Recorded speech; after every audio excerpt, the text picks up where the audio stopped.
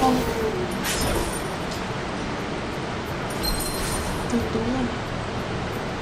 Mẹ không có bản lĩnh.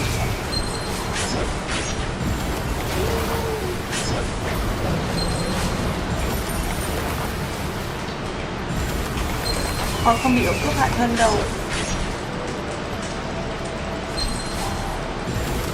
Tức.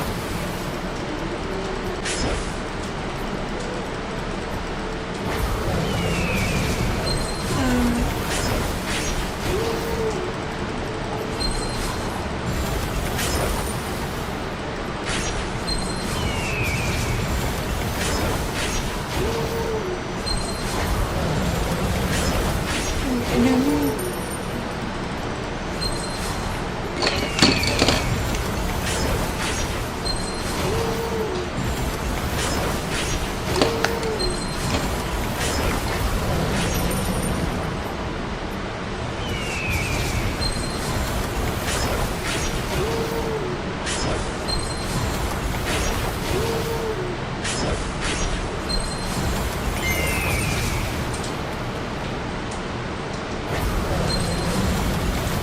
Tôi ở là nhà họ phí.